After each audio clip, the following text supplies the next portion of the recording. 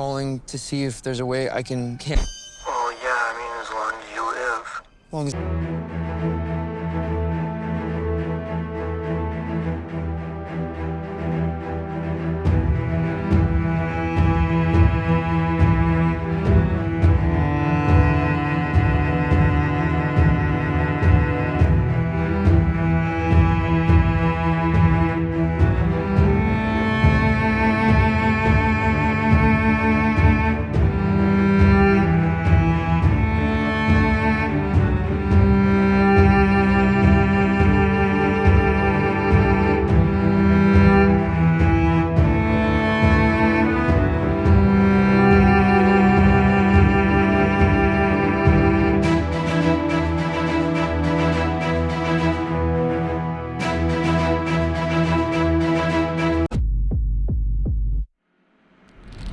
The moment Bear makes that single wish, everything begins to change.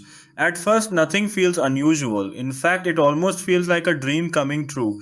Nikki suddenly starts paying more attention to him. She smiles differently, talks to him more warmly, and acts like she has finally realized the feelings that Bear has hidden for years. For someone who has spent so much time imagining this exact moment, it feels perfect. But horror movies have taught us one important lesson. When something looks too perfect, it usually comes with a terrible price. This is exactly where Obsession becomes far more interesting than a typical supernatural horror film. Instead of rushing into jump scares or showing monsters hiding in dark corners, the movie slowly builds a feeling of discomfort. Every conversation becomes slightly stranger, every smile starts feeling unnatural. Every romantic moment begins to lose its warmth.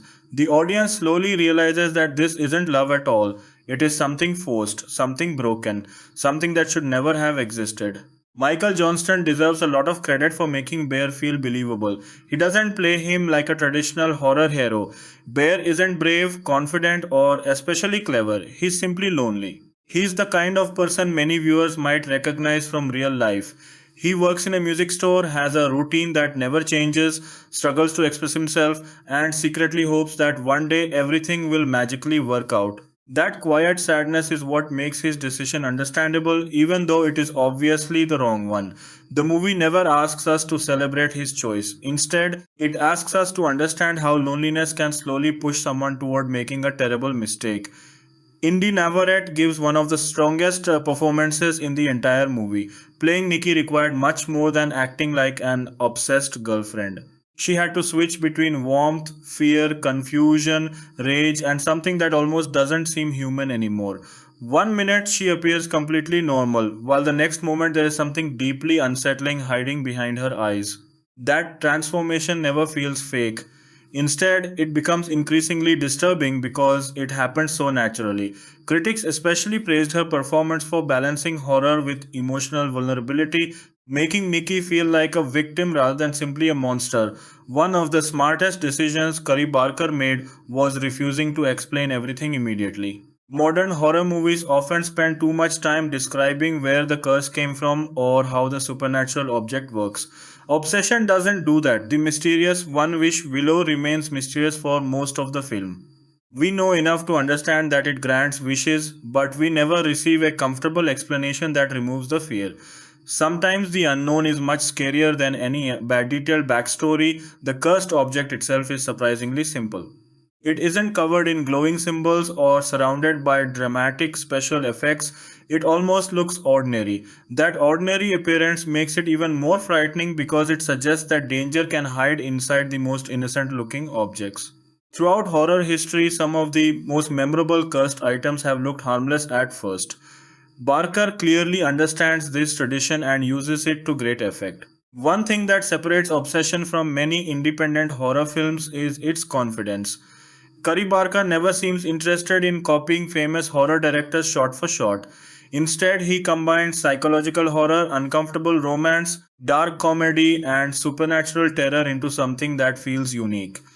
There are moments where viewers may laugh because the situation becomes so absurd, but that laughter quickly disappears when the consequences become horrifying. Before directing Obsession, Curry Barker had already built a following online through short films and creative horror projects. His earlier work showed that he understood suspense even with extremely limited budgets. Producers noticed this talent after the success of his independent work, eventually giving him the opportunity to make his first major feature length horror film. Rather than adapting one of his previous shorts, Barker chose to tell a completely original story centered around desire, control, and the terrifying consequences of trying to force love. The inspiration behind the story is surprisingly simple. Barker has explained that part of the idea came from classic wish stories, including The Monkey's Paw, where every wish carries a devastating consequence. Even a humorous Simpsons episode involving a magical monkey's paw helped spark the original concept. Instead of focusing on money or power, Barker asked a much more uncomfortable question: what if someone wished for another person to love them? That single question became the emotional foundation of the entire film. That question also turns obsession into something much deeper than a supernatural thriller. Beneath all the blood, screams, and disturbing imagery lies a conversation about consent. Can love still be called love if it is magically created? Is affection meaningful when someone has no choice? These questions remain in the audience's mind long after the credits begin to roll. Instead of giving easy answers, the movie encourages viewers to think for themselves. Another impressive element is the chemistry between Michael Johnston and Indy Navarrette. Their friendship feels believable before everything begins falling apart. Because their connection feels genuine, every horrifying moment later in the story becomes even more painful. The audience isn't simply watching strangers suffer.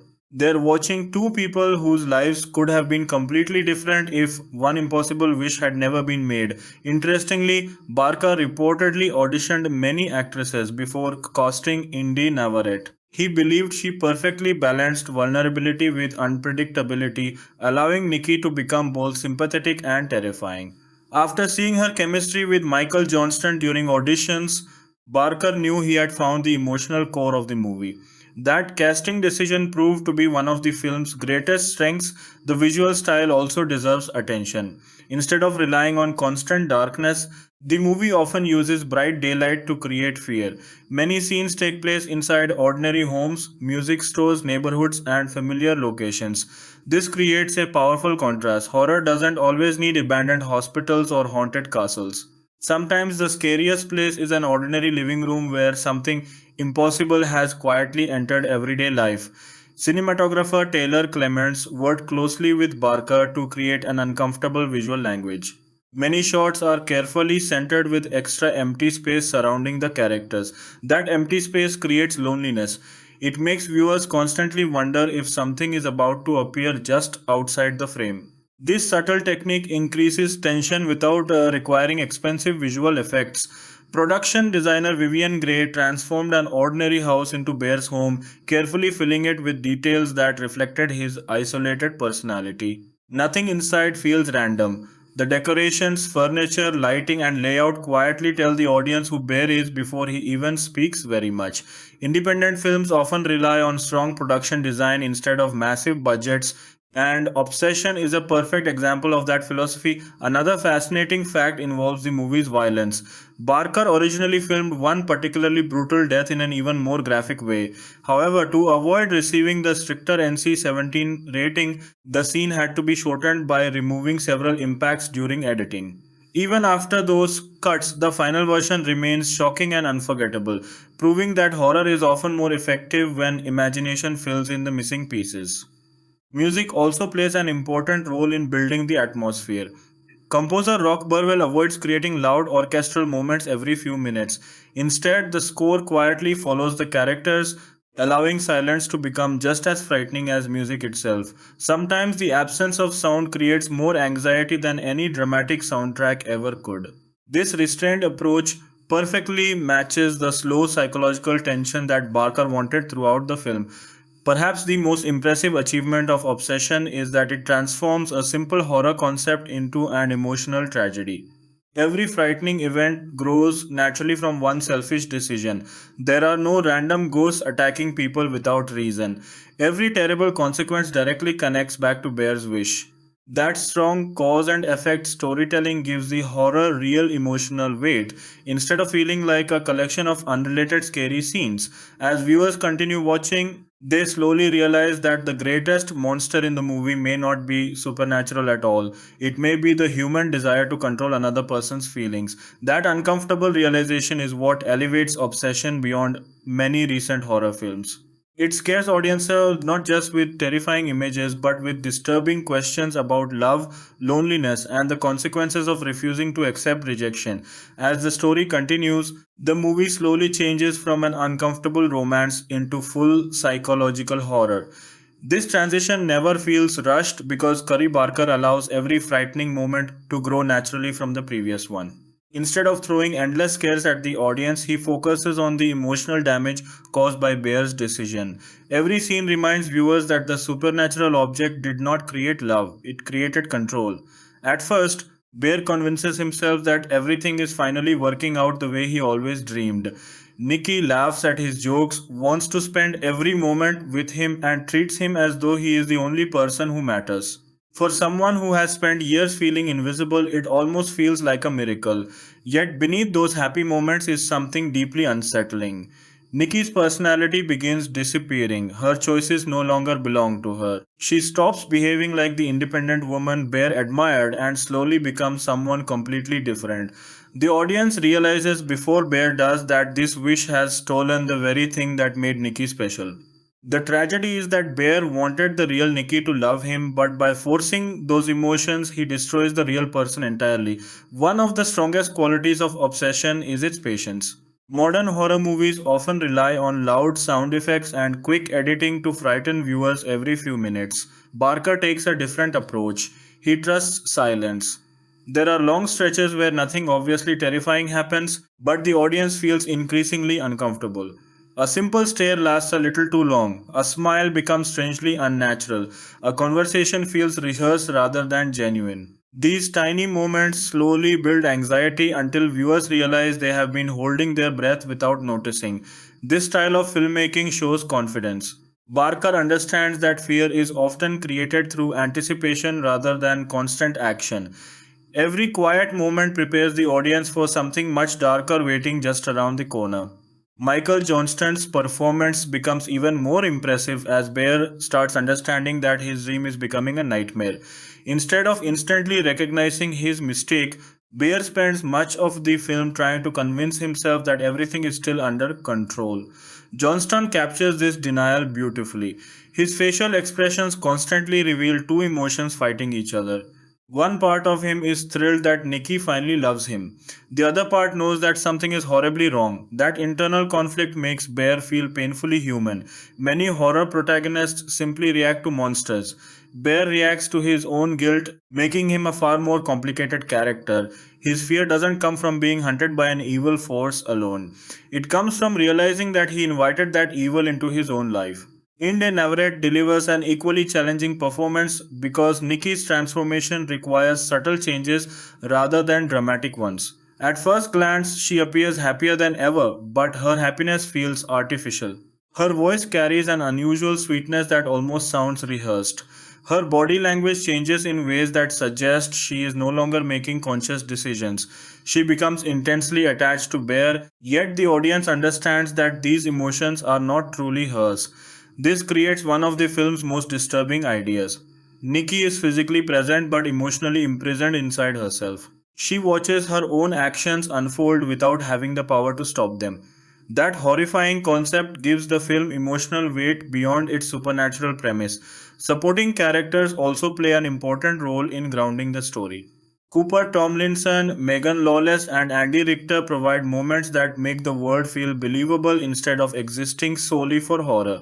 Andy Richter's appearance is particularly memorable because he brings a familiar presence that initially lowers the audience's guard. Seeing someone known for comedy appear in a supernatural horror film creates an interesting contrast. Barker wisely avoids turning these supporting characters into simple victims waiting to be attacked.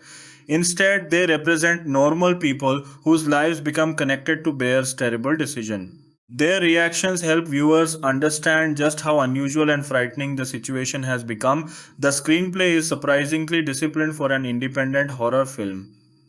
Many low budget movies spend too much time explaining their mythology or creating unnecessary plot twists. Barker keeps the story focused on its central idea. Every major scene connects directly to Bear, Nikki, and the supernatural wish. There are no complicated secret organizations, ancient prophecies, or endless exposition scenes explaining every rule of the curse. This simplicity allows the emotional story to remain at the center of the experience. The audience never forgets that everything began because one lonely man wanted someone to love him. One fascinating aspect of the production is how Barker wore multiple creative hats. Besides writing and directing the film, he also edited it himself. This gave him unusual control over the final product. Directors often have to compromise during post production when editors interpret scenes differently. Barker already understood exactly how he wanted each moment to feel because he had imagined the entire journey while writing the screenplay. His editing style reflects this consistency. Scenes are allowed to breathe without unnecessary cuts, while moments of panic suddenly become much faster, placing viewers directly inside the character's emotional state.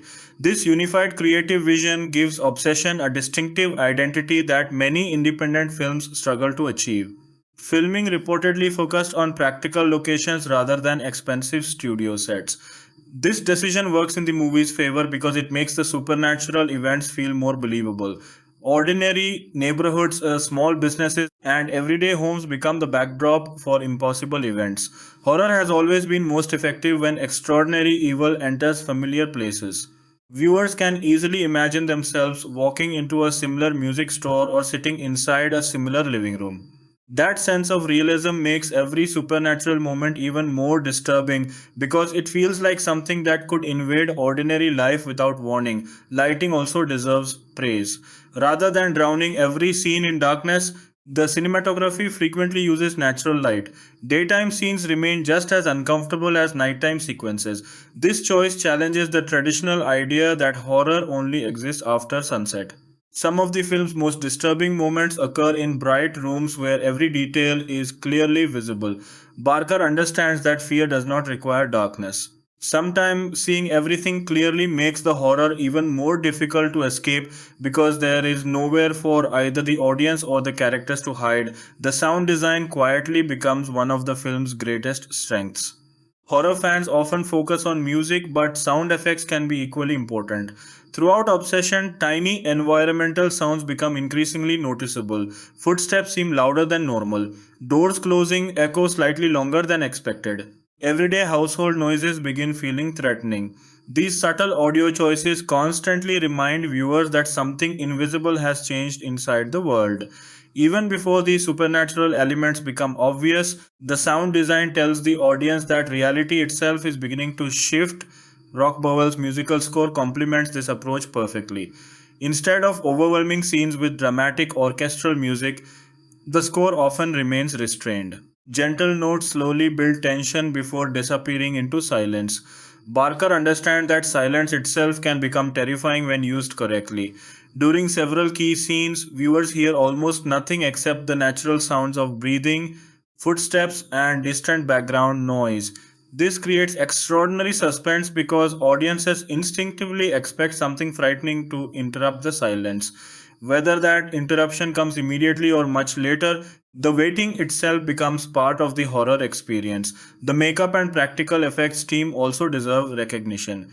Independent horror has always relied on creativity rather than enormous budgets, and Obsession follows that tradition. Instead of filling every scene with computer generated imagery, the filmmaker emphasized practical makeup whenever possible.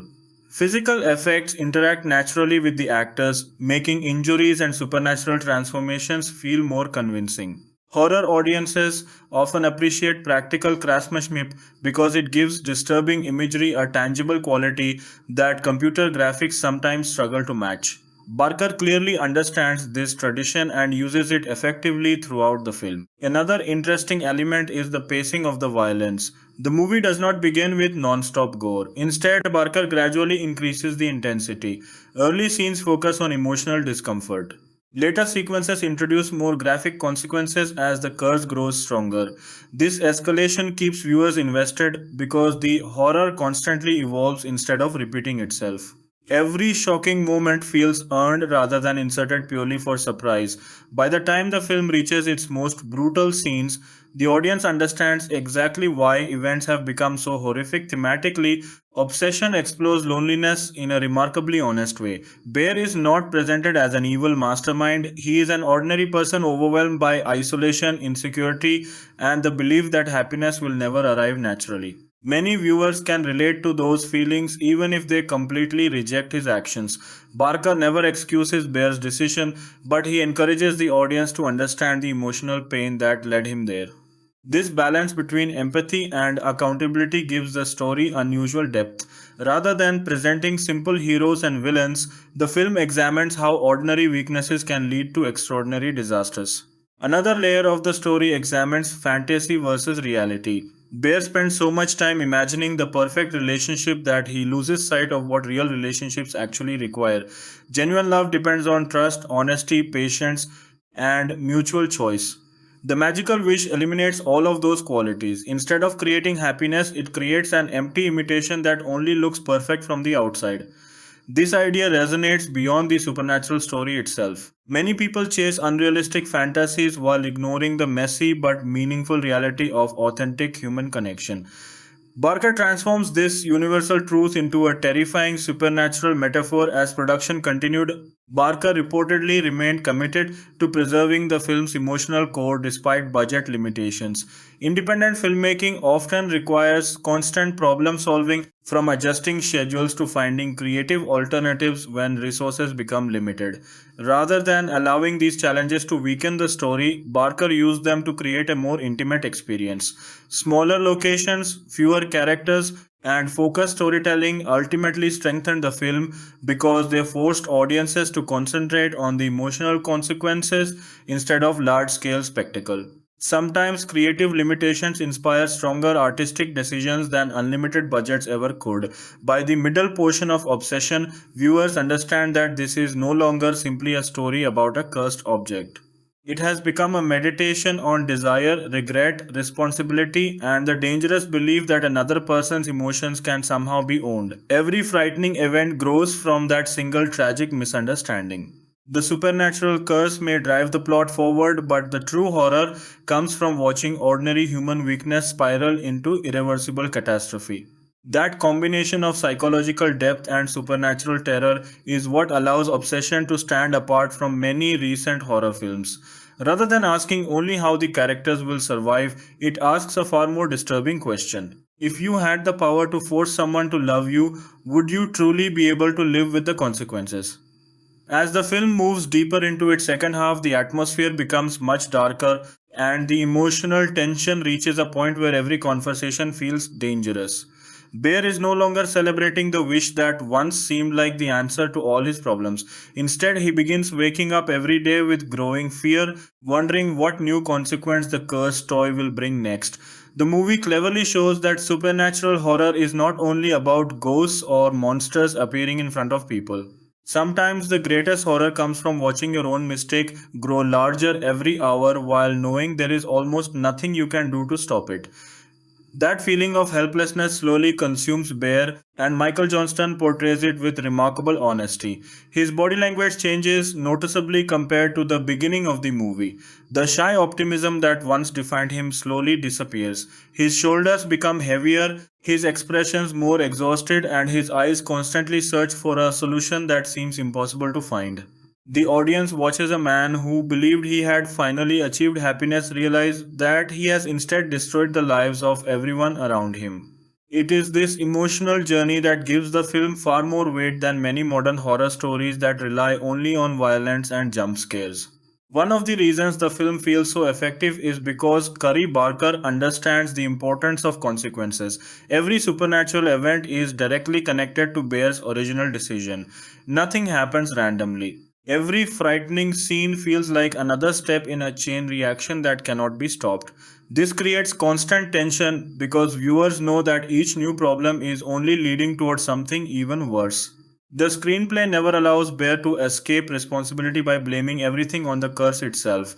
Yes, the supernatural object possesses incredible power, but Bear willingly chose to use that power for selfish reasons.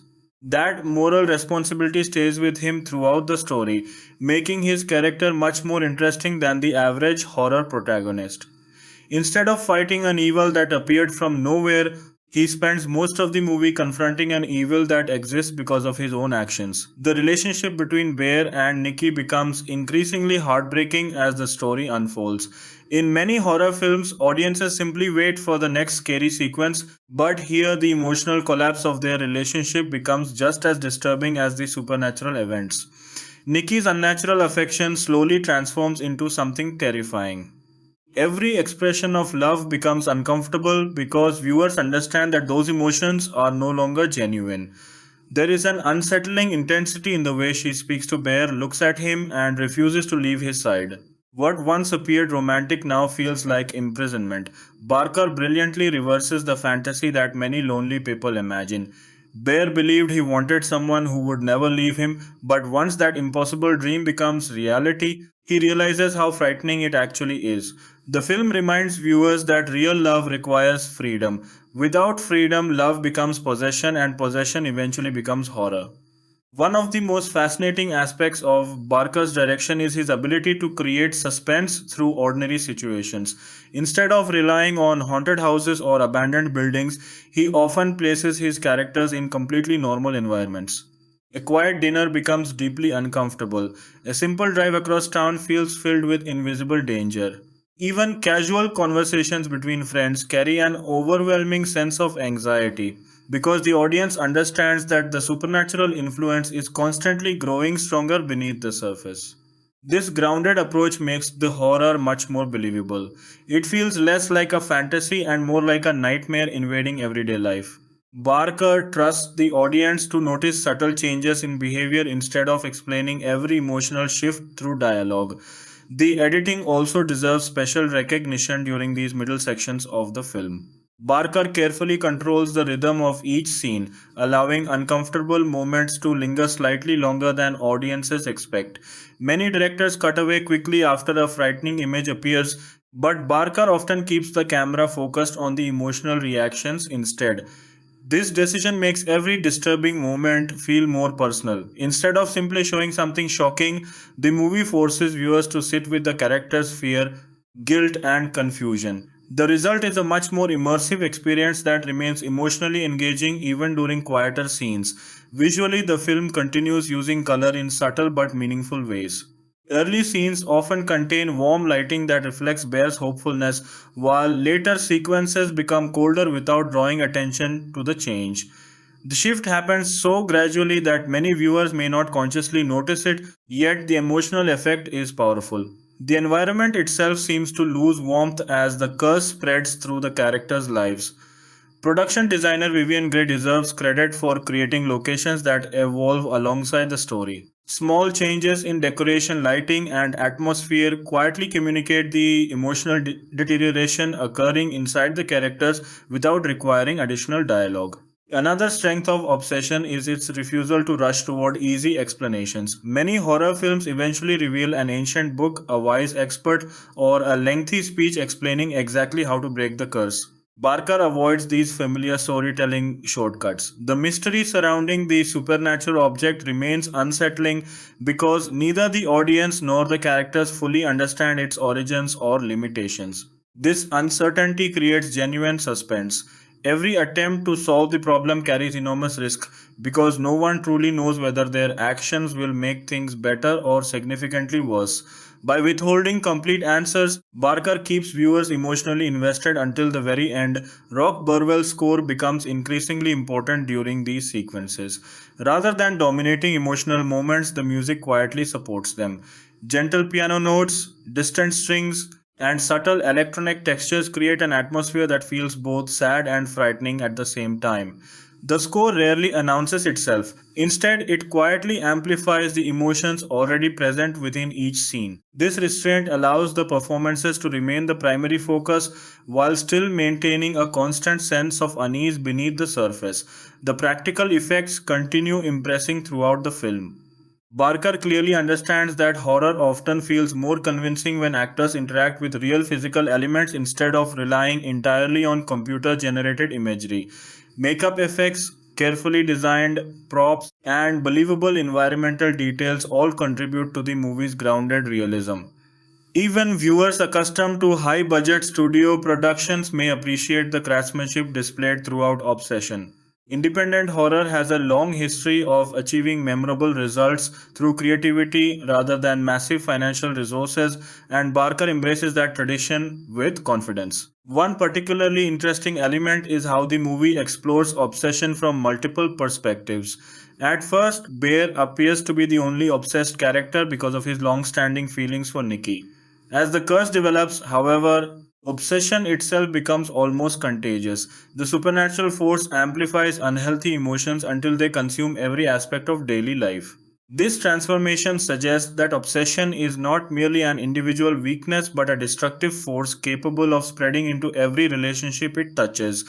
Barker cleverly uses supernatural horror as a metaphor for emotional dependency, illustrating how unhealthy attachments can slowly destroy trust, independence, and personal identity. The screenplay also raises fascinating ethical questions without becoming overly philosophical. Viewers naturally begin asking themselves difficult questions while watching the story unfold. If someone could magically remove rejection from their life, would they resist the temptation? Would loneliness justify using supernatural power to create happiness? The obvious answer seems simple at first, yet Barker intentionally begins with a protagonist who feels sympathetic enough that audiences understand why temptation becomes so powerful. That emotional complexity makes the story much more compelling than a traditional morality tale where good and evil remain clearly separated. Behind the scenes, Barca reportedly maintained a collaborative environment despite handling multiple creative responsibilities himself. Cast members have spoken positively about his willingness to discuss character motivations and emotional arcs before filming difficult scenes. This preparation helped create performances that feel remarkably consistent throughout the movie. Even as supernatural events become increasingly bizarre, the actors remain emotionally grounded because they fully understand their characters' psychological journeys. That preparation is visible on screen.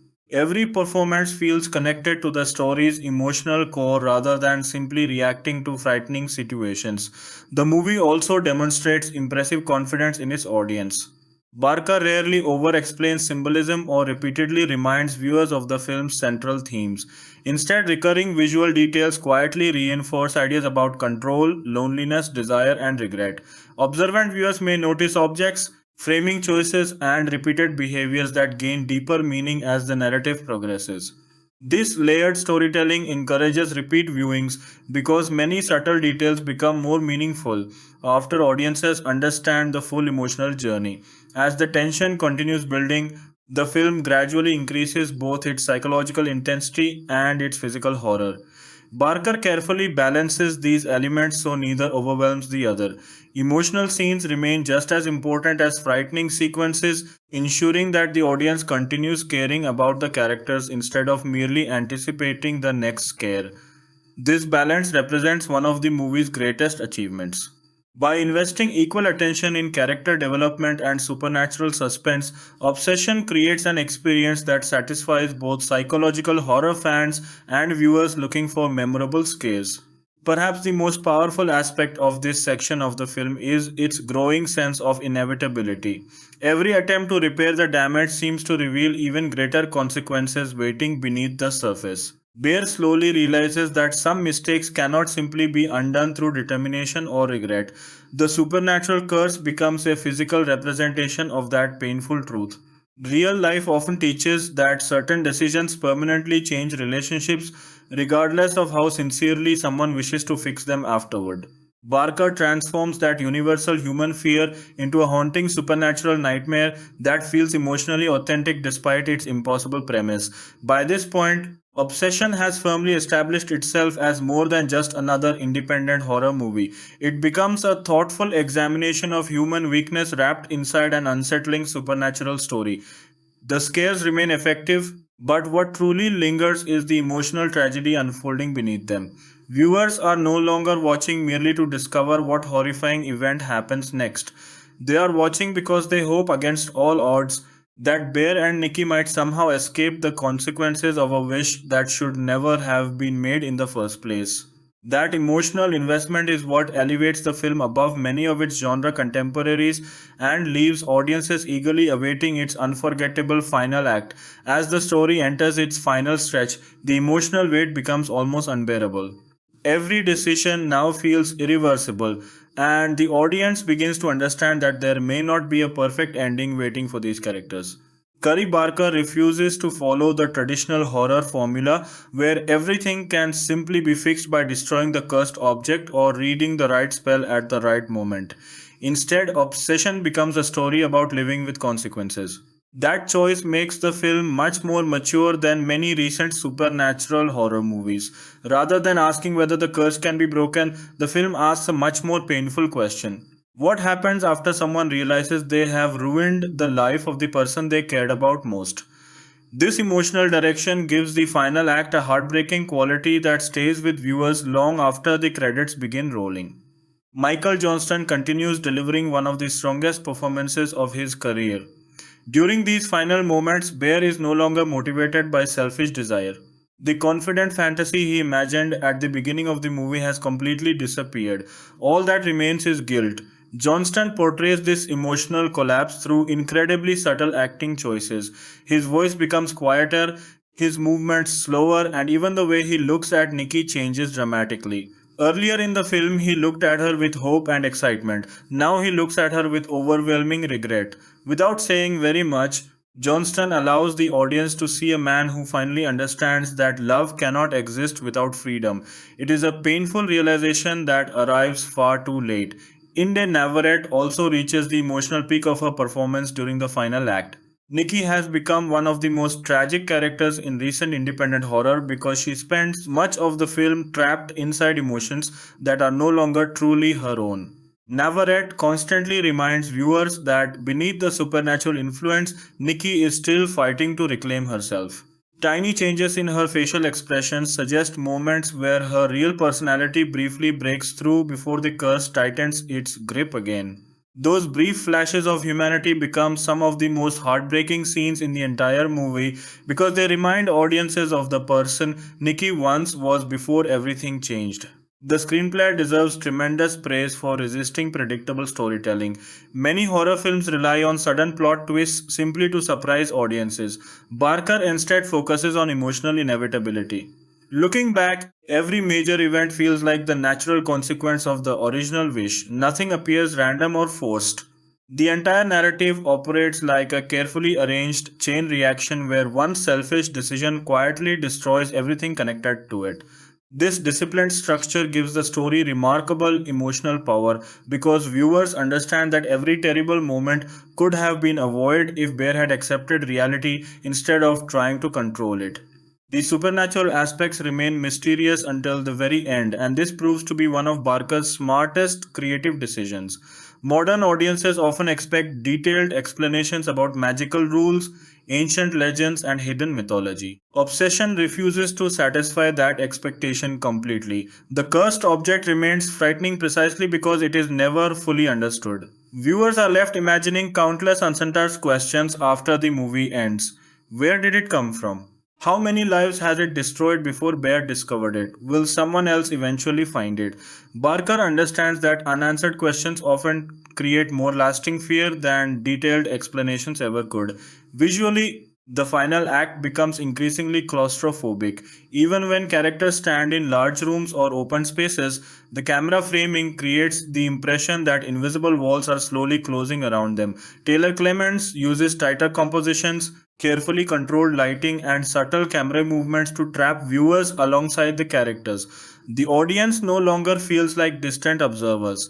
Instead, they experience the growing panic almost firsthand. Every hallway appears longer, every doorway feels threatening, and every quiet room seems filled with invisible tension waiting to explode. The practical effects continue impressing throughout the climax. Barker wisely avoids relying on excessive computer generated imagery during the film's biggest moments. Instead, physical makeup effects, carefully designed props, and realistic performances create horror that feels tangible. This practical approach gives every injury and supernatural event greater emotional impact because the actors interact directly with what audiences see on screen. Horror fans often appreciate this traditional craftsmanship because it creates an authenticity that digital effects sometimes struggle to achieve. Sound design becomes one of the film's secret weapons during these sequences. Every tiny noise carries emotional significance. A slow creak inside the house, distant footsteps, the sound of breathing, or complete silence all become powerful storytelling tools. Barker understands that fear often exists in anticipation rather than action. The audience constantly expects something terrifying to happen, and the careful use of silence keeps tension almost unbearable. Rather than overwhelming scenes with loud sound effects, the filmmakers allow quiet moments to become deeply unsettling on their own. Rock Burwell's score reaches its emotional peak without becoming overwhelming. Instead of announcing every dramatic moment through massive orchestral music, the soundtrack quietly follows the emotional journey of the characters. Gentle piano melodies blend with haunting atmospheric sounds, creating sadness as much as fear. This combination perfectly reflects the film itself. Obsession is ultimately not just a horror movie, it is also a tragedy. The music constantly reminds viewers that beneath every frightening image lies the emotional destruction of two ordinary people whose lives have been permanently changed. One fascinating aspect of the movie is how it redefines the idea of a monster. Most horror films introduce a visible creature responsible for terrifying everyone else. Barker takes a very different approach. The true monster in Obsession is desire without boundaries. It is the belief that another person's feelings can somehow belong to someone else. The supernatural curse merely gives physical form to that dangerous idea. This makes the movie psychologically disturbing because the central evil already exists within ordinary human behavior. The curse simply magnifies it until its horrifying consequences become impossible to ignore. The film also serves as a powerful commentary on unhealthy relationships. Throughout modern culture, people sometimes confuse obsession with romance. Movies, television shows, and even social media occasionally present extreme possessiveness as proof of love. Obsession completely rejects that fantasy. Barker argues that genuine love always respects another person's freedom. Once that freedom disappears, affection immediately transforms into something frightening. This message feels surprisingly relevant in today's world where unhealthy emotional attachments often become romanticized instead of questioned.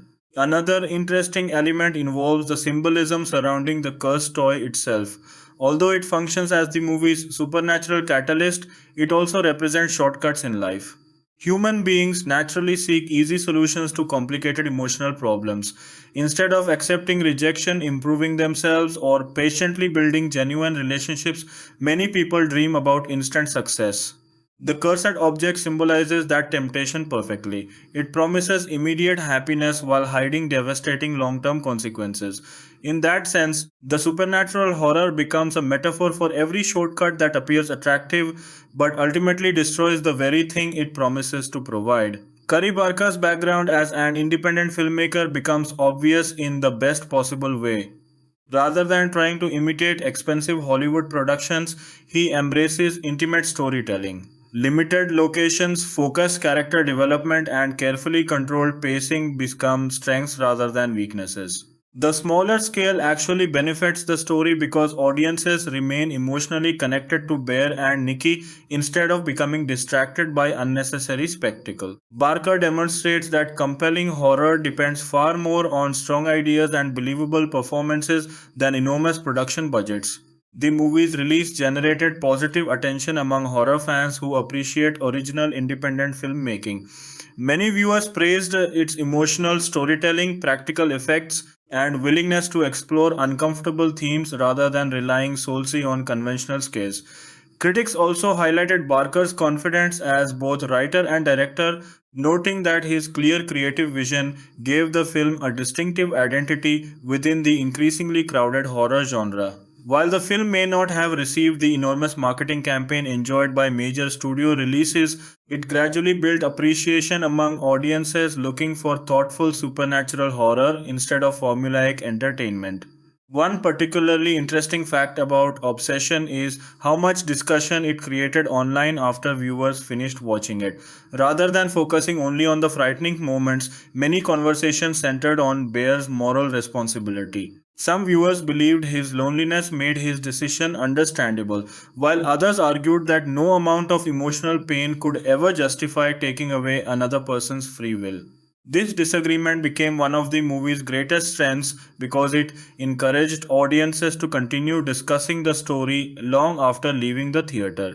The best horror films often leave viewers debating difficult ethical questions, and Barca successfully achieves exactly that. The movie also contains numerous subtle visual details that reward repeat viewings. Certain background objects quietly hint at future events, while repeated camera compositions reinforce the growing emotional imprisonment experienced by the characters. Even Bear's workplace reflects aspects of his personality. Surrounded by music, he spends much of his life listening to emotional expression without truly learning how to express his own feelings honestly.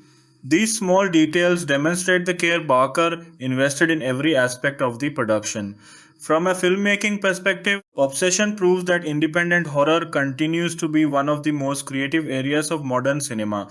Without the pressure to satisfy enormous blockbuster expectations, filmmakers like Curry Barker are free to explore unusual ideas, complex emotions, and unconventional storytelling techniques. This creative freedom often produces horror films that remain memorable precisely because they refuse to follow predictable formulas.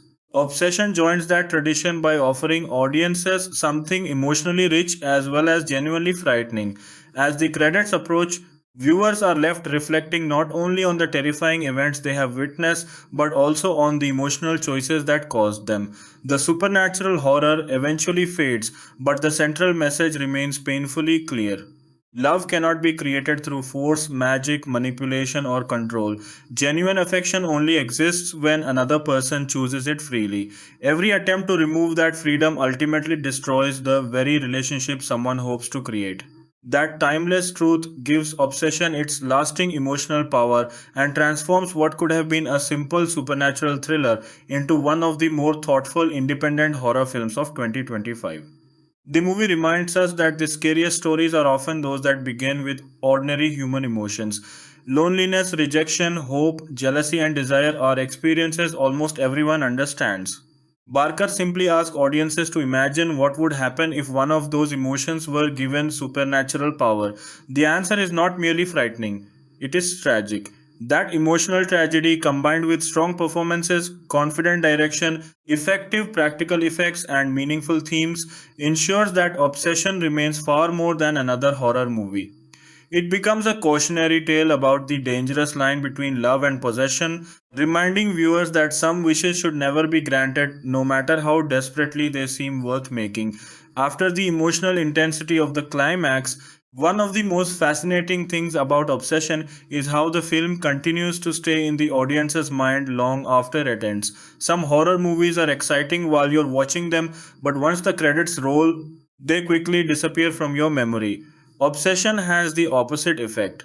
The longer you think about the story, the more disturbing it becomes. Viewers begin replaying earlier scenes in their minds, noticing small details that seemed harmless at first but carried much deeper meaning. This is often the mark of a successful psychological horror film. Instead of relying only on shocking images, it leaves audiences questioning human behavior, relationships, and the consequences of emotional decisions. Curry Barker clearly wanted people to discuss the movie rather than simply watch it once and forget about it, and in many ways, he succeeds. One reason the film generates so much discussion is because Bear is not a traditional villain. Throughout cinema history, horror has often divided characters into clear heroes and obvious monsters. Barker deliberately avoids that formula. Bear is an ordinary young man whose loneliness slowly transforms into desperation. Viewers understand his emotional pain, but they cannot support the choice he makes. This creates a fascinating moral conflict. The audience feels sympathy for him while also recognizing that his actions are deeply wrong. Few horror films are willing to create such an uncomfortable emotional balance. Instead of encouraging viewers to hate Bear, Barker encourages them to ask how loneliness can slowly distort someone's judgment until they convince themselves that an unethical decision somehow feels justified. This complexity has led many horror fans to compare obsession with classic psychological horror stories, where the greatest danger comes from ordinary human emotions rather than supernatural creatures. The cursed object may provide the magical element, but the story itself is driven entirely by jealousy, insecurity, rejection, and emotional dependency. If Bear had accepted reality and respected Nikki's freedom, none of the terrifying events would have happened. That simple truth makes the horror feel painfully realistic. Supernatural elements become symbols for emotions that already exist in everyday life, allowing audiences to connect with the story on a much deeper level than they might expect from an independent horror film. Another aspect frequently praised by viewers is the movie's refusal to overuse jump scares. Modern horror often depends on sudden loud noises designed to make audiences jump out of their seats every few minutes. Barker chooses a much more patient style of storytelling. There are certainly moments that shock viewers, but most of the fear comes from atmosphere rather than surprise. The camera quietly observes the characters as tension slowly builds. Small changes in behavior become more frightening than loud sound effects. This slower rhythm rewards audiences who enjoy psychological suspense instead of constant action.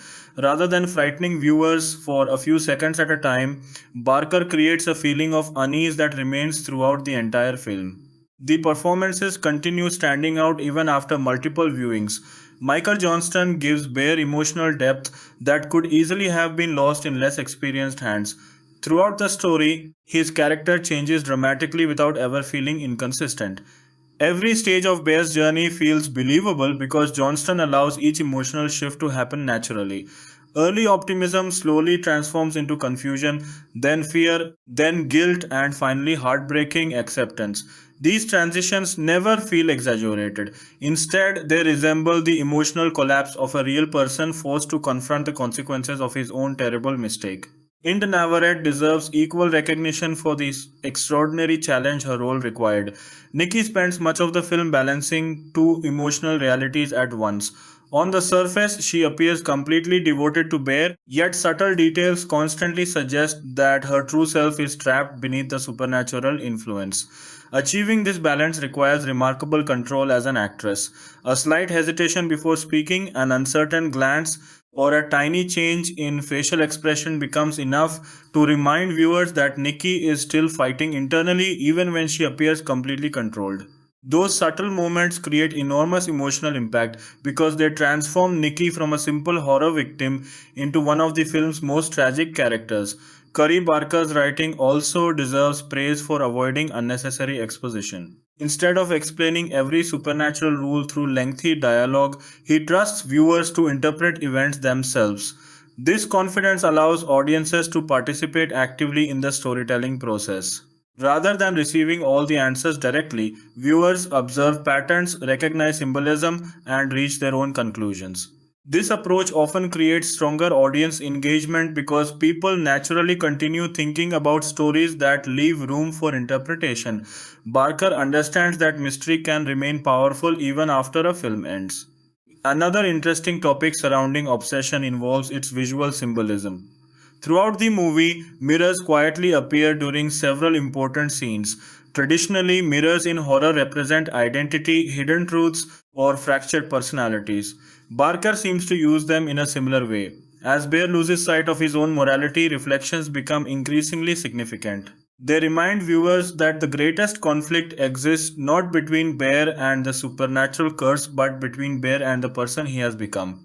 This subtle visual storytelling demonstrates Barker's growing confidence as a filmmaker capable of communicating ideas without relying entirely on dialogue. Lighting also continues reinforcing the emotional themes. Warm colors dominate earlier moments when Bear still believes his dream might become reality. As the story progresses, colder tones gradually replace those warmer colors, reflecting the emotional deterioration of the characters. Importantly, Barker never makes these changes obvious enough to distract the audience. Instead, they work almost subconsciously, quietly influencing how viewers feel about each scene without demanding attention. This careful visual planning reflects impressive craftsmanship for an independent production. One particularly impressive achievement is how naturally the supernatural elements blend into everyday life. The cursed toy never feels disconnected from reality. Instead, it quietly enters an otherwise ordinary world filled with recognizable people and familiar locations. This realism makes the impossible events feel far more unsettling because viewers can easily imagine themselves making similar choices under different circumstances. Barker understands that horror becomes stronger when audiences can picture themselves inside the story rather than watching from a safe emotional distance.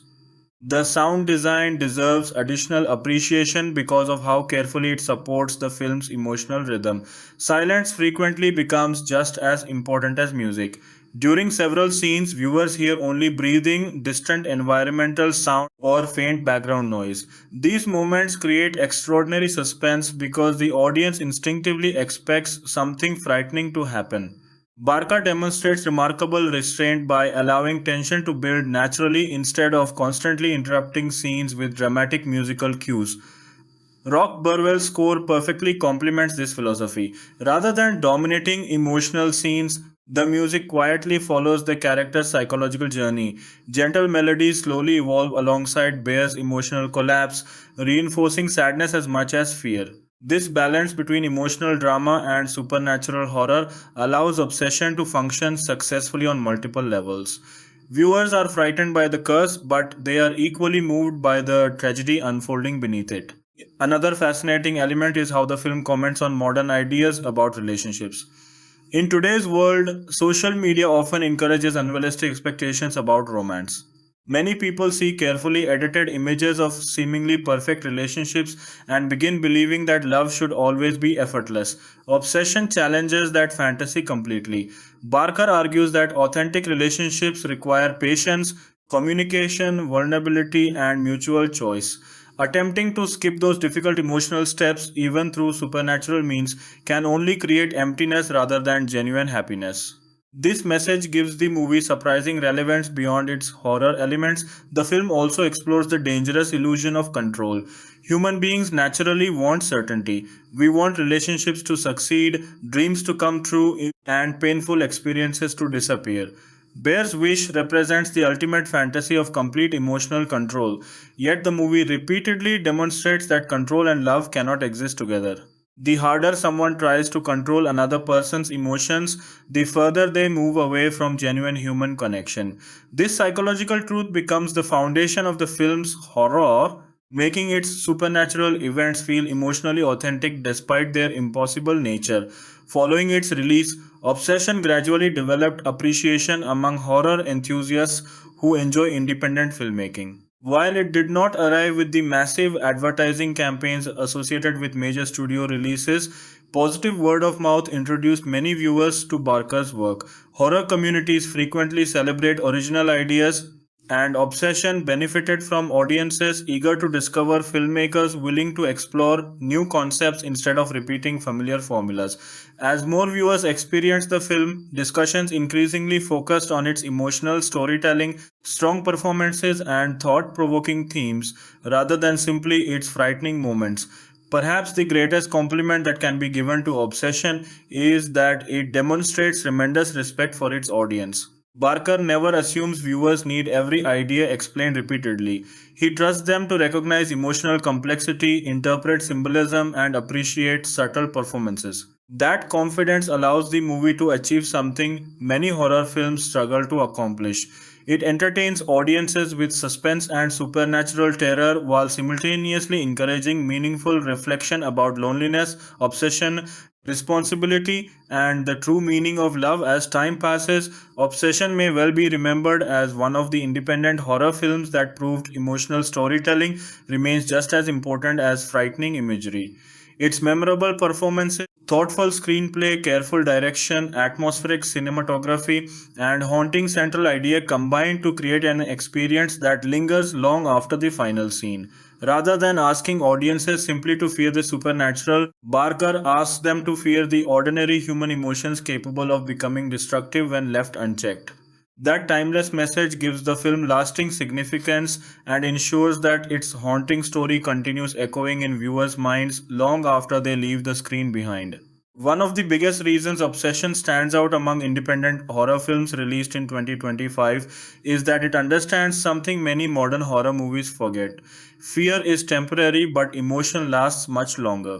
A jump scare can make an audience scream for 2 seconds, but a heartbreaking story can stay with someone for years. Curry Barker builds his entire film around this philosophy. Even after viewers finish discussing the frightening scenes, they continue talking about Bear's decisions, Nikki's suffering, and the uncomfortable questions the movie raises about love, loneliness, and free will. That emotional impact is ultimately what separates memorable horror from forgettable horror. The supernatural curse may be the driving force behind the plot, but the true reason audiences remain invested is because the characters feel painfully real. Every mistake they make reflects emotions that ordinary people experience every day, making the impossible events surprisingly believable. Looking back at the beginning of the film, it becomes fascinating to see how carefully Barker planted emotional clues long before the horror fully emerged. Bear's awkward conversations, his inability to express his feelings honestly, and his habit of imagining a perfect future instead of accepting reality all quietly prepare viewers for the tragic decisions that follow. None of these moments feel important during the opening scenes. They simply appear to be normal parts of his personality. However, after watching the entire movie, audiences realize those early character details were actually laying the foundation for everything that would eventually happen.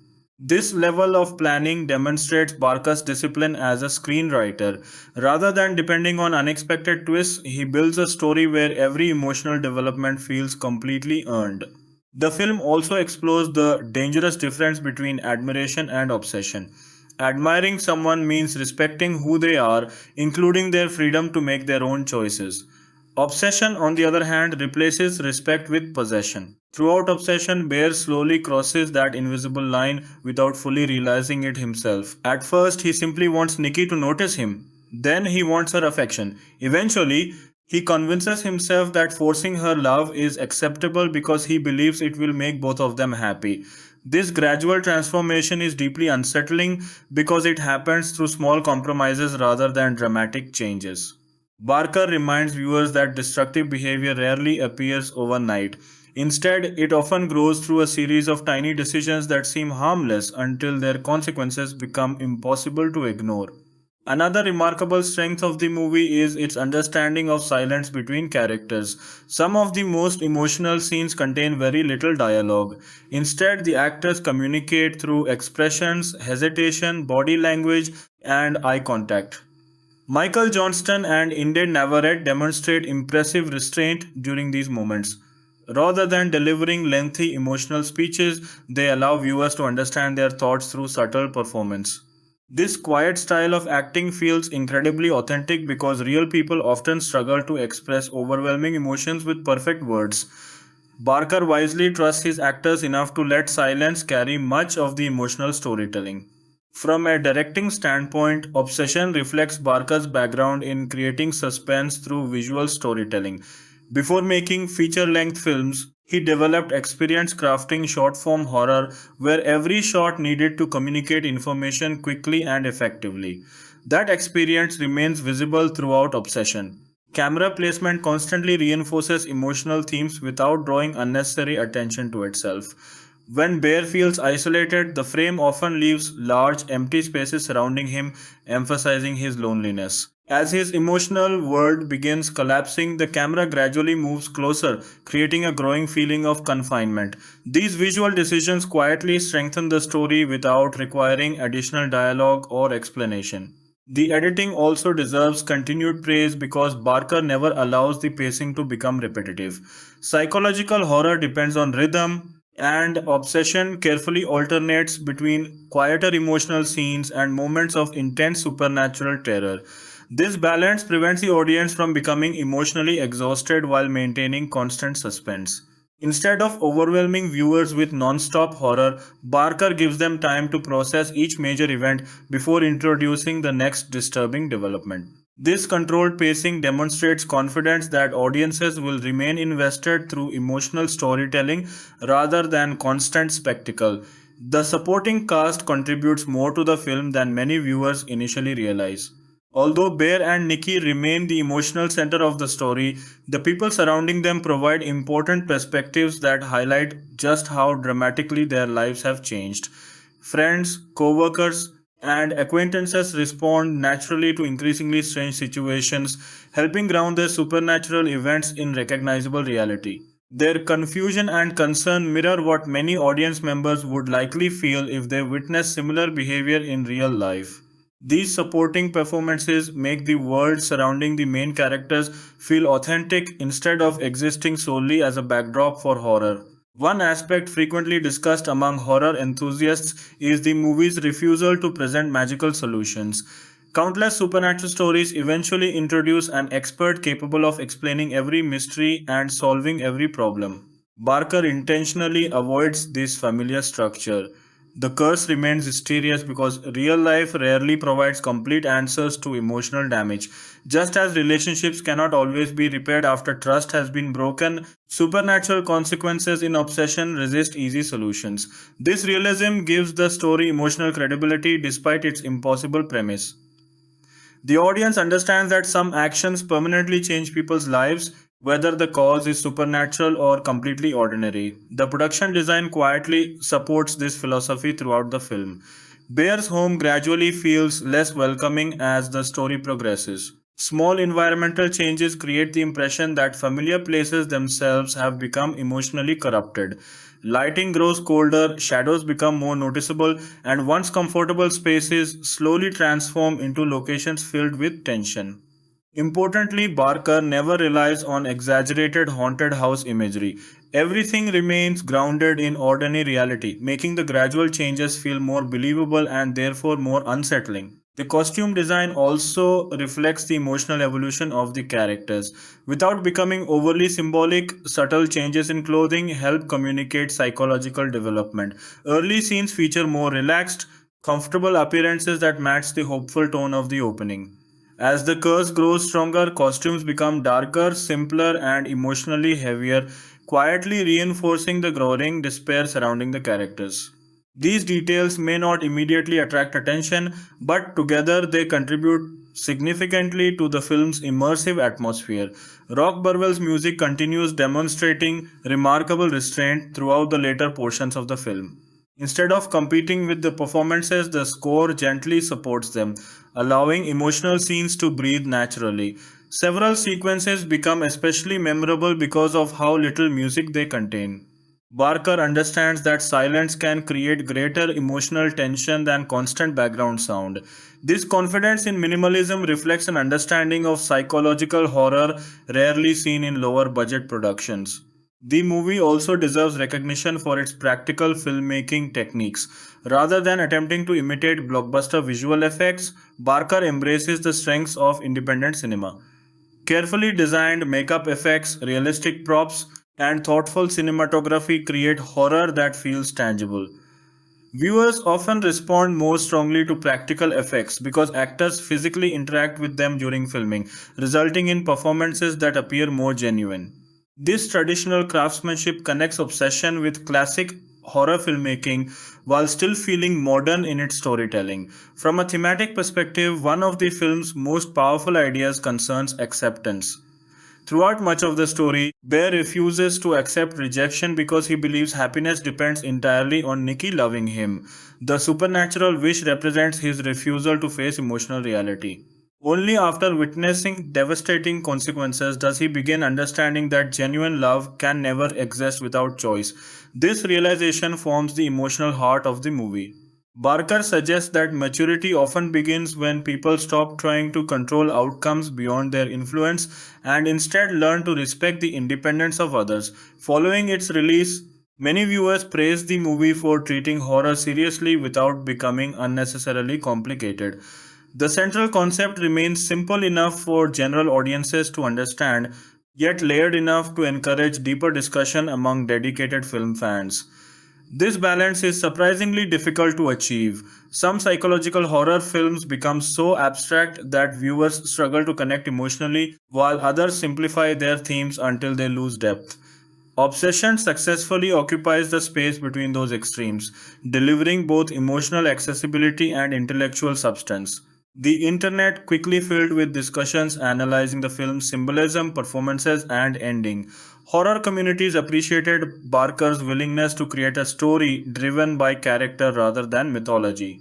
Instead of debating complicated supernatural rules, audiences found themselves discussing ethics, emotional responsibility, and the difference between genuine affection and unhealthy attachment.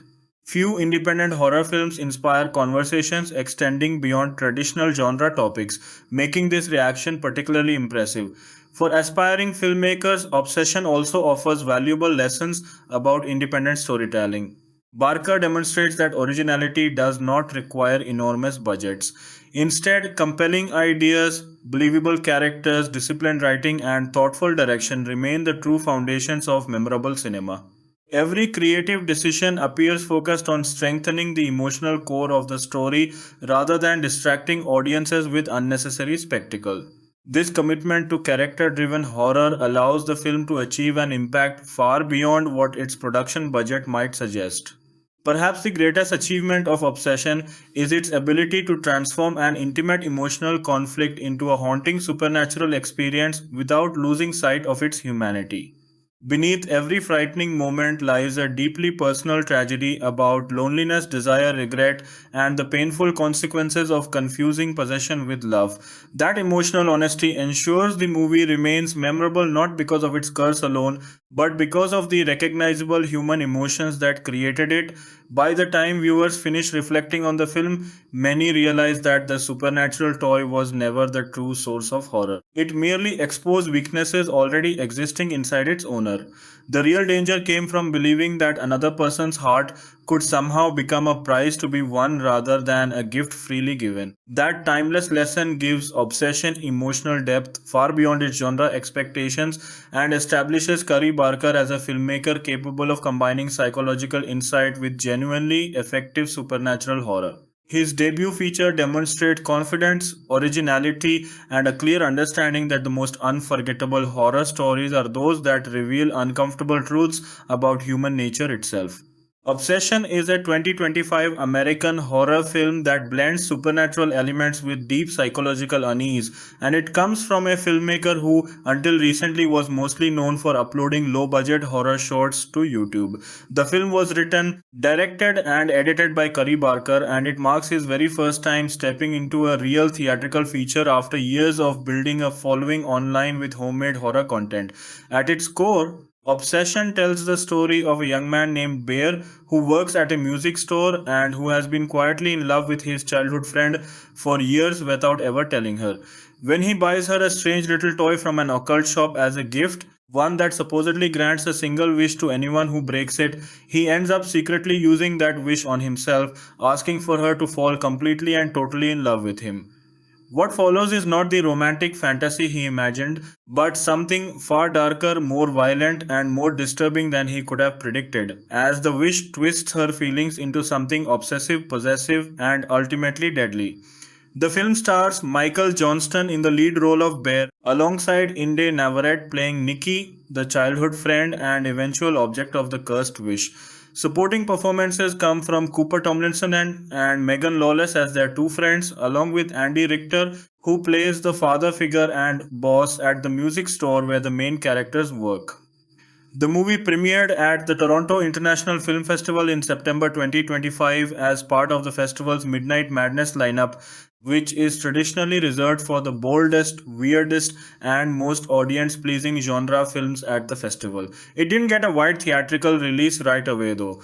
Focus Features picked up distribution rights in the United States, while Universal Pictures handled the international release, and audiences around the world didn't actually get to see the film in cinemas until May 15, 2026, several months after its festival debut generated buzz. Despite being made on what is, by Hollywood standards, an extremely small budget of somewhere between $750,000 and $1 million, the film went on to make roughly $148 million worldwide, a genuinely staggering return that turned it into one of the most profitable horror releases in recent memory. To understand why Obsession resonated with audiences the way it did, it helps to look closely at what the story is actually about and how Curry Barker built it. The film opens with Baron Bailey, who goes by the nickname Bear, working alongside his best friend and lifelong crush, Nicky Freeman, at a small music store. They've known each other since childhood, and there's an obvious closeness between them, the kind of familiarity that comes from years of friendship. But Bear has never been able to bring himself to tell her how he really feels. He's the type of quiet, slightly withdrawn guy who buries his emotions rather than acting on them, and that emotional repression becomes the engine that drives the entire plot forward.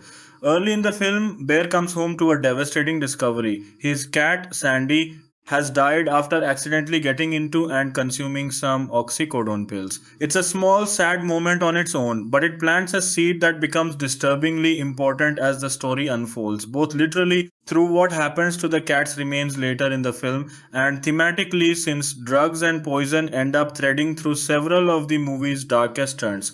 While shopping for a gift for Nikki, Bear wanders into an occult themed shop, the kind of place that sells strange trinkets, tarot cards, and novelty magic items to curious customers. There he buys something called a one wish willow, a small twig like toy marketed as granting one wish to whoever breaks it. It's the kind of item that seems obviously fake and silly at first glance, a novelty gift rather than something anyone would take seriously. That night, in a moment of vulnerability, Nikki directly asks Bear whether he has feelings for her. Caught off guard and terrified of the consequences of honesty, he denies it, even though it's clearly not true. Frustrated with his own cowardice and probably a little desperate, Bear snaps the one wish willow and makes a wish that Nikki will love him more than anyone else in the world. It's an impulsive, selfish decision made in a moment of weakness, and the film wastes no time showing just how quickly that decision spirals out of his control. Later that same night, Nikki asks to stay over at Bear's place, and while there, she opens up about her strained relationship with her father, telling Bear that he is dying of cancer and that they are estranged. It's an emotional, intimate conversation, the kind that seems to bring the two of them closer together. At one point, she kisses him but then abruptly pulls away, screaming, an unsettling reaction that hints something is already wrong beneath the surface. The next morning, things take an even stranger turn. Nikki builds a small memorial using the remains of Sandy, the cat that died earlier in the film, and Bear is understandably disturbed by the sight of it. That night, Nikki explains that her erratic, unpredictable behavior the night before was caused by her having taken MDMA, and she finally admits, in a moment that seems genuine, that she does have real feelings for him. From there, the two of them begin a relationship, and for a brief window, the film almost seems to shift into something resembling a sweet, awkward romance between two people who have finally found the courage to be honest with each other. Of course, this being a horror film, that happiness doesn't last. Ian, one of their close friends, tells Bear something troubling. That Nikki had told their other friend Sarah that she saw Bear only as a kind of little brother figure shortly before the two of them started officially dating. On top of that, it comes out that Nikki lied about her father having cancer, which raises even more questions about what's actually going on inside her head. That same night, Bear wakes up to find Nikki simply sitting there watching him sleep, and when he notices, she accuses him of not loving her as intensely as she loves him, a moment that reveals just how quickly the emotional balance between them has become lopsided and unsettling. The next morning brings one of the film's most stomach churning moments. Bear discovers that Nikki has made him a sandwich using the remains of his dead cat Sandy, a scene that crystallizes just how far gone Nikki's mental state has become and how the wish Bear made is manifesting itself in genuinely horrifying, almost demonic ways. As the story progresses, Ian confronts Bear directly, accusing him of using Nikki and pointing out just how radically her behavior and personality have shifted since they got together. Realizing that something is seriously wrong, Bear tries calling the customer support line for the company that sold him the One Wish Willow, hoping to cancel or reverse the wish. What he gets instead is deeply unsettling. A calm voice on the other end of the line informs him that the wish cannot be undone, that it will only end when either Bear or Nikki dies, and then, almost mockingly, puts a hysterically screaming Nikki on the phone. It's a moment that firmly establishes the supernatural rules governing the story. This isn't just a metaphor for obsessive love, it's a literal binding curse with life or death stakes. That night, despite Ian's objections, Nikki tags along with Bear to a party at Ian's house. During a drunken game of Jenga in one of the film's more unnerving sequences, Nikki launches into a violent, disturbingly incestuous retelling of the classic fairy tale Hansel and Gretel while staring directly at Bear the entire time, an unsettling monologue that makes the party guests visibly uncomfortable. Right after, Bear draws a Jenga block that instructs him to kiss the person sitting to his left, who happens to be Sarah rather than Nikki. Before that can happen though, Nikki forces Sarah out of her seat and kisses Bear herself. Almost immediately afterward, Nikki begins screaming and, in a shocking act of self harm, stabs her own face with a broken bottle. Later that same night, back at home, she threatens suicide as a manipulative tactic to get Bear to join her in bed, showing just how unstable and dangerous the situation has become. Sarah, worried about her friend, texts Bear asking him to meet her at a nearby park so they can talk privately. As Bear tries to slip away to meet Sarah, a strange moment of lucidity comes over Nikki. She tells him that her obsessive, controlling personality is essentially asleep right now, that this is a rare moment where the real her is in control, and she begs him desperately to kill her before the obsessive side takes over again. It's a brief, tragic glimpse of the person Nikki used to be, someone who is aware of what's happening to her and horrified by it, trapped inside her own body as something else takes the wheel. At the park, Sarah reveals something important, that Ian and Nikki had actually been secretly hooking up on a casual basis for about 2 years before any of this started, and she voices her fear that Nikki might be using Bear as a way to get back at Ian for something. Sarah also hints, almost in passing, that she herself has feelings for Bear, a small emotional complication that never gets the chance to develop, because immediately after, Nikki appears out of nowhere and brutally murders Sarah by repeatedly slamming her head against a brick. It's one of the film's most violent and disturbing scenes, made all the more horrifying by how casually Nikki then instructs a completely traumatized Bear to simply go home while she deals with disposing of the body. Desperate to fix what he's done, Bear rushes to buy the final two remaining One Wish willows from the occult shop, hoping he can somehow use one to reverse his original wish. But he finds himself physically unable to snap the willow, as if some force is stopping him. In a moment of panic, he turns to Ian, explaining the entire bizarre situation and begging him to help undo the wish. Ian, understandably skeptical and unable to fully process what he is being told, instead makes his own selfish wish, asking for $1 billion, and cash immediately begins raining down from the ceiling around him, a strange, almost darkly comedic beat that underscores the film's larger point about human nature and self interest. Bear then heads home with the last remaining One Wish willow, hoping Nikki herself can somehow use it to reverse the curse. Instead, he walks into a nightmare. He finds Sarah's mutilated corpse, and Nikki, now wearing Sarah's clothes, threatens both Bear and herself with a gun. Moments later, Ian arrives at the house only to be shot dead by Nikki almost instantly. In sheer desperation and horror, Bear locks himself in the bathroom and swallows what remains of the oxycodone pills, the same drug that killed his cat earlier in the film, but almost immediately regrets the decision and tries to force himself to throw it back up. Outside the bathroom door, Nikki uses the very last One Wish willow, and the effect interrupts Bear right as he's trying to induce vomiting. Under the influence of the wish, a version of Bear that isn't fully himself emerges from the bathroom, kisses Nikki, and then dies. Heartbroken and shattered by what's happened, Nikki prepares to turn the gun on herself, but at the last possible second, the real Nikki, the one who has been trapped underneath the obsessive curse this whole time, manages to regain control of her own body and mind. Freed from the wish now that Bear is dead, she looks around at the horrific carnage surrounding her, the bodies of her friends, the blood, the destruction that the wish has caused, and she breaks down, wailing in absolute horror and grief at what she has been forced to do. It's a bleak, unsettling ending that leaves the audience sitting with the full weight of the consequences that came from one selfish, impulsive wish.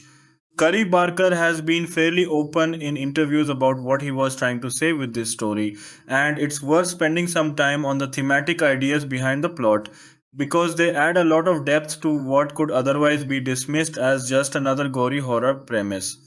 The central theme of the film revolves around the consequences of obsession itself, specifically Bear's need to control how Nikki feels about him rather than simply letting their relationship develop naturally. Barker has said that his intention was to expose something uncomfortable about human nature. That when people are given the power to have absolutely anything they want without limits or consequences, they tend to wish for things that serve themselves rather than things that are actually good or healthy. In his own words, he's remarked that anytime someone makes a wish, it's probably going to end up being a selfish one, and that idea sits at the very heart of what happens to Bear. He didn't wish for happiness or connection in some abstract sense. He wished to control another person's feelings, to force love into existence rather than earning it, and the film punishes that decision in the most horrifying way imaginable.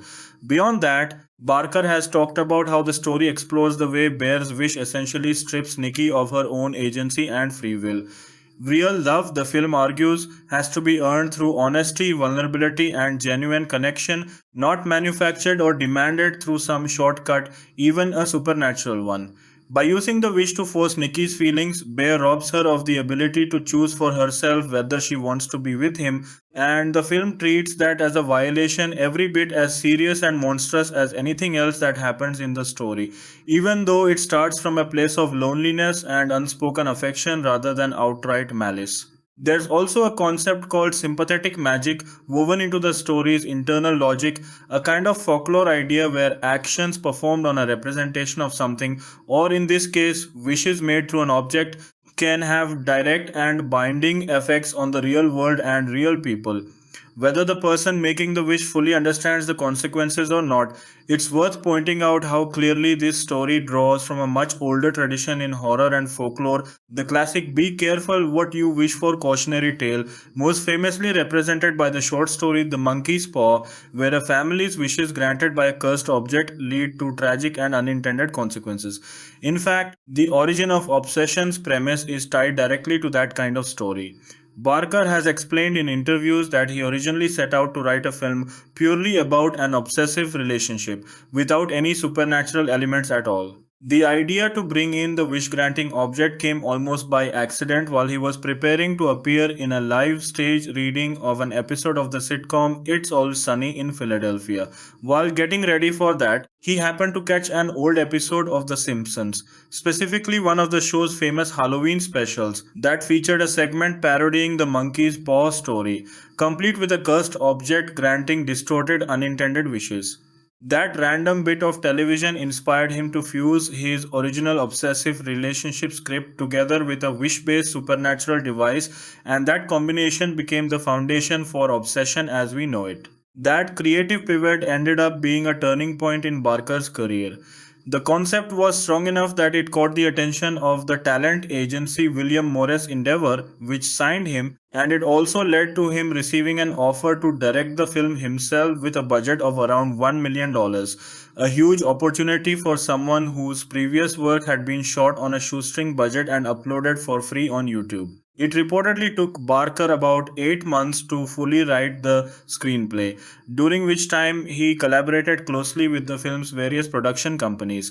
In addition to T Shop Productions, which had originally reached out to him, the production also involved companies called Under the Shell and Capstone Studios.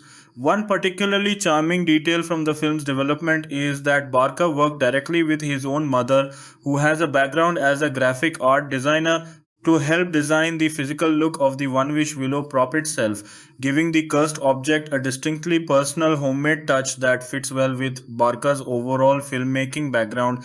Casting for the film was underway by August of 2024, with principal photography expected to begin that October. Inde Navarrette was brought on board to play Nikki after Barker felt that she struck exactly the right balance the role demanded, someone who could feel simultaneously unhinged and genuinely frightening without tipping over into pure cartoonish villainy. Once Navarrete was cast, Michael Johnston came aboard as Bear, following what's described as a successful chemistry read between the two actors, essentially an audition process where potential co-stars are paired together to see if their on-screen dynamic actually works before a studio commits to casting them opposite each other. Filming itself was an extremely fast, tight process, reportedly wrapping in either 20 or 26 days depending on the specific account, with the crew covering somewhere between 5 and 6 pages of script per day, a genuinely demanding pace for any production. let alone one working with a modest horror movie budget. The film was shot in the Los Angeles area, grounding its suburban, everyday setting in a real recognizable version of Southern California rather than some stylized, abstract horror movie backdrop. Barker worked closely with his cinematographer Taylor Clements to develop a very specific visual approach for the film. They chose to shoot many scenes with characters centered in the frame but with extra headspace above them, a compositional choice that Barker has said was meant to make the film feel uncomfortable in its sense of loneliness, subtly unsettling the viewer even in quieter dialogue driven scenes before anything overtly horrifying happens on screen. On the production design side, Vivian Gray took on the job of remodeling an actual house in Burbank, California, transforming it into the film's central location, Bear's family home, where a significant portion of the story's most intense and violent moments eventually take place. Like most film productions, Obsession didn't come together in one smooth, uninterrupted shoot. The film underwent additional reshoots at a later stage, including a brand new opening scene for the film.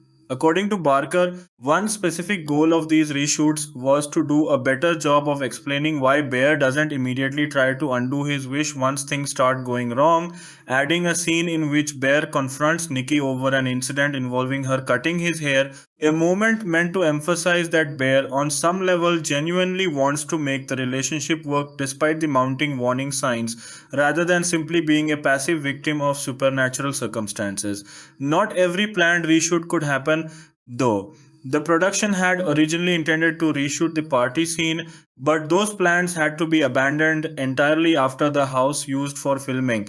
That sequence was destroyed in the devastating wildfires that swept through Southern California in January of 2025, a real world tragedy that ended up directly affecting the making of the film.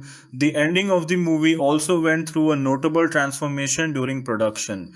For the film's climax, where Bear attempts to make himself vomit up the pills he swallowed, the crew ended up filming just a single take of that moment, based on a suggestion from lead actor Michael Johnston, who felt that by that point in the story, Bear would have become too cowardly to actually want to die, that deep down he still thinks too much of himself and his own survival to follow through on it.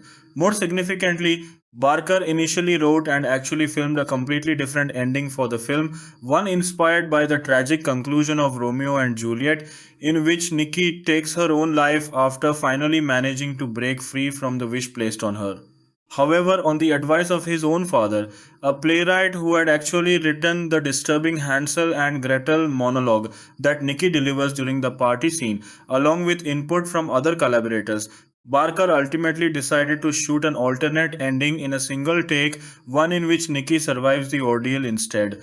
That version, the one where she lives through the horror and is left to process the devastation around her, is the ending that made it into the final theatrical cut of the film. By March of 2025, the film had entered post production, with Barker himself handling the editing duties in addition to his writing and directing work, a fairly unusual level of creative control for a first time feature director to hold on to. During the editing process, one particularly violent sequence involving a character's head being repeatedly smashed had to be trimmed down significantly, cutting out what's described as 6 or 7 individual smashes, specifically to avoid the film receiving an NC-17 rating from the Motion Picture Association, which would have severely limited where and how the film could be marketed and shown in theaters. Notably, Jason Blum, the well known producer behind Blumhouse Productions, a company famous for backing successful, profitable horror films on relatively modest budgets, joined Obsession as an executive producer shortly after the film's festival premiere in September of 2025. His involvement wasn't publicly revealed until December of that year, when it was announced alongside the release of the film's first teaser trailer, adding a significant amount of industry credibility and horror genre pedigree to the project as it moved toward its eventual wide release. The film's musical score was composed by Rock Burwell, marking his debut as a composer for a feature film. The soundtrack album, consisting of 18 individual tracks, was released to the public on May 15, 2026, timed to coincide precisely with the film's theatrical release date, allowing audiences who connected with the film's atmosphere and tension to take that experience home with them through the music as well. Obsession made its very first public appearance at the Toronto International Film Festival, screening as part of the festival's Midnight Madness block on September 5th, 2025. A section of the festival specifically curated for genre films, horror, and movies designed to provoke strong, visceral reactions from packed, enthusiastic midnight crowds.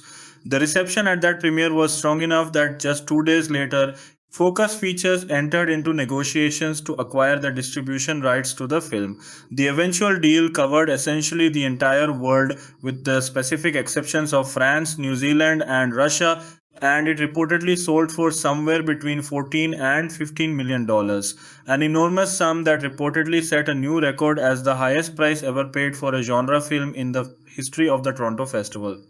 Universal Pictures International was brought on to handle the film's release in territories outside the United States. The deal officially closed the following month in October 2025 and was celebrated with a special screening at the inaugural edition of Focus Fest, an event held at the Universal Studios lot.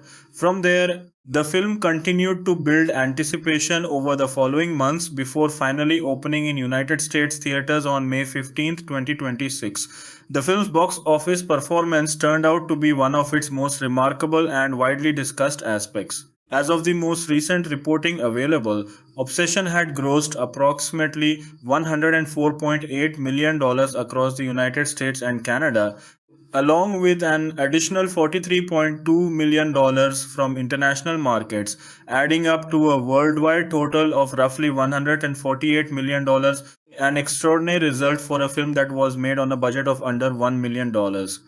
Heading into its opening weekend, industry trackers had initially projected the film would earn somewhere between 8 and 10 million dollars from its release in around 2615 theaters.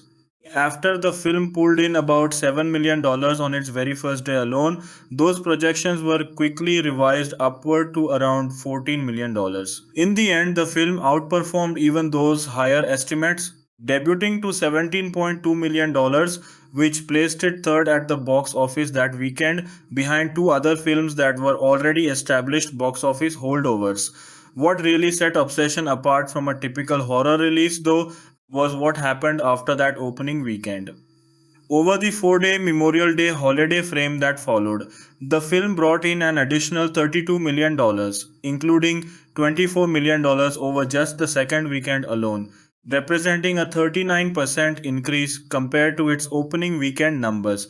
That kind of upward jump in earnings during a second weekend is genuinely rare for any wide release, and it's especially unusual for a horror film, a genre that typically sees the steepest possible drop offs after opening weekend, as word of mouth and repeat viewing tend to matter less than the initial curiosity driven rush. Industry reporting described the increase as unprecedented for a film already playing in wide release outside of the Christmas holiday season specifically. Analysts attributed the film's staying power largely to strong word of mouth buzz and a particularly enthusiastic turnout among audiences between the ages of 18 and 34, who reportedly made up about 75% of everyone who saw the film during that stretch. The momentum didn't stop there either. In its third weekend in theaters, the film earned another $26.4 million, dollars, which made it the first wide theatrical release since the classic 1982 film E.T. the Extraterrestrial to actually increase its earnings during a third weekend of release, an almost unheard of achievement in modern box office terms. By that point, the film's domestic total had climbed to around $104.7 million, dollars, officially making Obsession the highest grossing film in the history of Focus Features within the United States, surpassing the studio's previous record holder, the 2019 film Downton Abbey, which had earned about $97 million dollars domestically. For a studio with a long track record of releasing well regarded, often awards focused dramas and literary adaptations, having its biggest domestic hit ever turn out to be a low budget supernatural horror film from a first time director was a genuinely notable industry story in its own right. Critically, Obsession was very well received. On the review aggregation website Rotten Tomatoes, the film held an impressive 96% positive rating based on 241 reviews from critics, with an average score of 8.1 out of 10. The site's official critical consensus described the film as taking an uncomfortable, icky premise and twisting it toward ends that are deliberately crowd pleasing, calling it dauntingly disturbing while also managing to be skillfully funny and thrilling at the same time, a description that captures the film's unusual tonal balance between genuine horror and dark, uncomfortable comedy. On Metacritic, which calculates scores using a weighted average system rather than a simple percentage, the film earned a score of 77 out of 100 based on 35 critic reviews, landing it in the range the site classifies as generally favorable. Beyond critics, actual audiences responded warmly too. Moviegoers surveyed by CinemaScore gave the film an average grade of A minus, a strong score on that particular letter grade scale, while 70% of audience members polled by Posttrack said they would definitely recommend the film to others, both strong indicators that the positive critical reception was matched by genuine audience enthusiasm rather than just being a favorite among professional reviewers. Individual reviews reflected that same overall enthusiasm while also placing the film within a broader context of what's been happening in horror cinema in recent years. Christian Zilko, writing for IndieWire, gave the film a B plus grade and argued that it served as further proof that a certain style of modern horror filmmaking, one closely associated with director Zach Cregger and his mix of brutal violence, ironic musical choices, and dark comedy drawn from watching characters respond to tragedy in selfish, pathetic ways, has become a dominant and influential force in horror throughout the 2020s. Zilko specifically predicted that Obsession would draw plenty of comparisons to films like Barbarian and Weapons, two other horror titles known for blending scares with sharp, uncomfortable humor. Matt Donato, reviewing for IGN, gave the film a score of 8 out of 10, writing that while the movie plays with familiar romantic tropes and monkey's paw style storytelling, twisting a wish against the very person who made it. Barker's execution of that familiar concept elevates it significantly. Donato specifically praised how the film's simplicity opened up room for the story to go for broke, putting all of its energy into showing just how far Nikki is willing to go for the person she loves under the influence of the curse. Lou Thomas, writing for Empire magazine, awarded the film 4 out of 5 stars, describing it as fresh and exhilarating enough that audiences can easily forgive the fact that its underlying premise draws from familiar horror territory. The film also picked up recognition on the festival and awards circuit, even if it didn't walk away with the biggest prizes available to it. At the Toronto International Film Festival itself, Obsession was a runner up for the People's Choice Award within the Midnight Madness category, a respectable placement given how competitive that section of the festival tends to be. The film was also nominated for Best Feature Film at the Sitges Film Festival, a well regarded genre and fantasy film festival held in Spain in October of 2025. It picked up another nomination the following spring for the Festival Favorite Audience Award at South by Southwest in March of 2026. On the acting side specifically, Inde Navarrette's performance as Nikki was honored at the Seattle International Film Festival in May of 2026, where she won the award for Best Performance, a recognition that speaks to just how demanding and layered her role in the film actually was, requiring her to shift convincingly between sweetness, menace, vulnerability, and outright violence, sometimes within the same scene. Looking toward the future, Curry Barker has spoken publicly about the possibility of continuing the story of Obsession in some form. In interviews from May of 2026, he mentioned that he was actively considering either a direct sequel to the film or, alternatively, an anthology-style television series, one where each individual episode would follow a different character making their own wish using a one-wish willow, allowing the show to explore different consequences and different flavors of selfishness and obsession without necessarily being tied to Bear and Nikki's specific story. It's a format that would make sense given the flexible, almost modular nature of the film's central premise, since the cursed object itself, rather than any single character, is really what holds the mythology of the story together. Whether that sequel or anthology series ultimately moves forward remains to be seen, but given the film's massive financial success relative to its tiny production budget, along with its strong critical reception and the very evident hunger from horror audiences for more stories set in this world, it wouldn't be surprising if Barker's One Wish Willow concept continues to grow beyond this single film.